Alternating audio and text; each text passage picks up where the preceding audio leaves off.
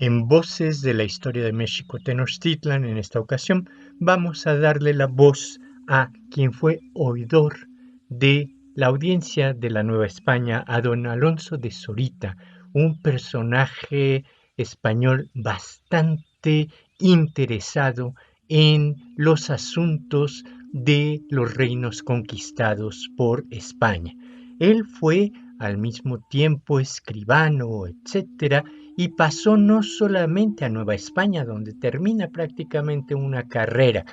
en el servicio público, diríamos hoy en día. Él estuvo tanto en Bogotá, en Quito, en diferentes espacios, y es muy interesante el que Alonso de Zorita no solamente nos hizo un gran compendio de las disposiciones reales aplicables al reino de la Nueva España, sino que también hizo una relación sobre la Nueva España, en cuyo libro tercero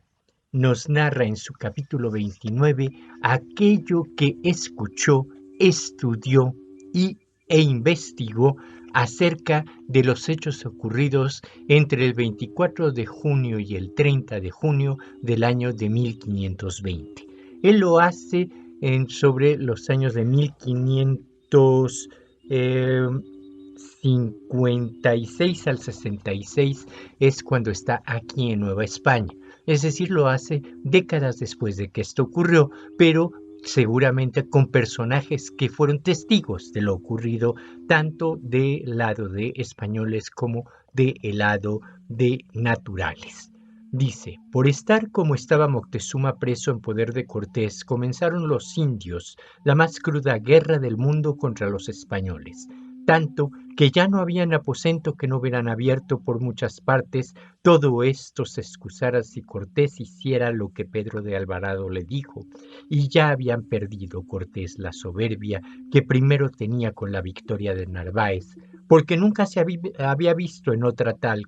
y un día salió en una capitanía de gente por la calzada de Tacuba hacia tierra firme por una viga que llevaban a sus cuestas, porque los puentes los habían quitado los indios y con mucho trabajo la ponían, y cada casa era una buena fuerza, y luego se tornaron porque solamente habían ido a ver si podían salir por allí, porque estaba la tierra firme más cerca que por las otras calzadas. Y a la vuelta recibieron mayor daño que a la ida, y mataron muchos de ellos. Otro día quisieron probar lo mismo y no pudieron, porque se lo defendieron muy bien y les daban guerra de noche y de día. Y viendo Cortés que allí no se podía defender, determinó salir de noche a Tacuba, porque era imposible salir por donde primero habían entrado, y por ser comunidad la de los indios sin señor ni capitanes, no pretendían más que echarlos de su tierra, y antes de esto habló Cortés a Moctezuma y le dijo que mandase cesar la guerra.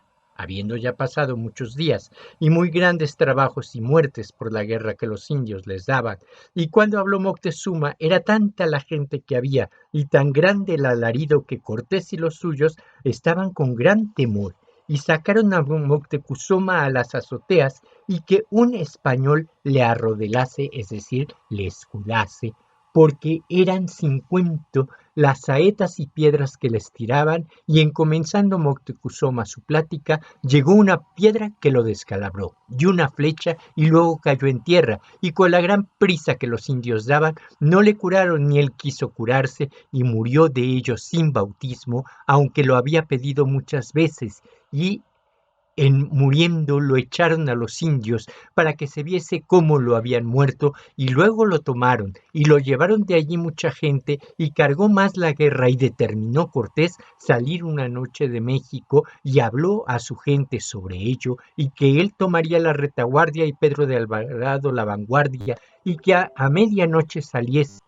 Aquella noche dijo Cortés a un fulano Botello que aquella noche habría muy gran matanza, y que si no se salían aquella noche que ninguno escaparía, y que en la retaguardia había un muy gran peligro. Este Botello, dicen, que tenía un familiar, y todo sucedió como él lo dijo, y Cortés dejó la retaguardia, por lo que éste le dijo y le dejó a Pedro de Alvarado, y él tomó la vanguardia, y a muy gran prisa dijo a los que allí se hallaron que aquel oro quedaba perdido, que cada uno tomase lo que quisiese, y esta fue la causa de morir más gente, porque se cargaban como bestias, y comenzaron luego a salir, y algunos que no lo supieron se quedaron en el aposento hasta el día. Tanta era la turbación que todos tenían que no se acordaban unos de otros, y eran los que quedaron 260, y se defendieron 3 días, y a todos los sacrificaron vivos los indios,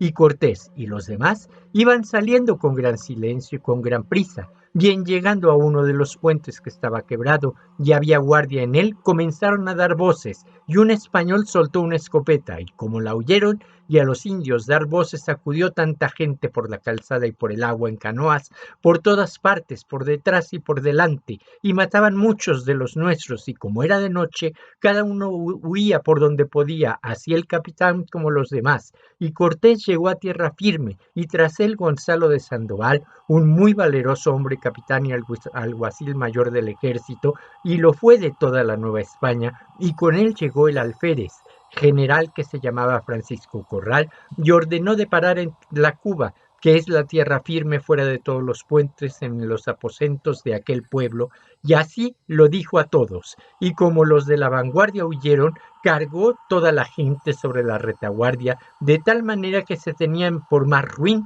el que menos huía, y viendo esto Pedro de Alvarado, estando muchas gentes donde estaba quebrado un puente, y todos en muy grande aprieto, tomó una lanza y saltó de la otra parte, y no paró con los que allí estaban, y fue un salto tan grande que hay todavía memoria de él, en que se ve claro que la necesidad y temor suelen dar fuerzas en los peligros, y toda la gente se quedó allí, donde hubo muy gran matanza, y muy pocos pudieron ir adelante. Allí mataron a Chimalpopoca, hijo de Moctezuma, aunque no legítimo, y a otras 2 hijas suyas que había dado a Cortés. Mucha gente fue hasta llegar a Tlacuba, y se metieron algunos en el aposento que Cortés había dicho, y a todos los mataron allí, y Cortés se había pasado de largo sin parar en él, y todo eran maizales muy altos y muy llenos de gente, y de allí salían los indios y mataban los españoles como iban huyendo y desbaratados,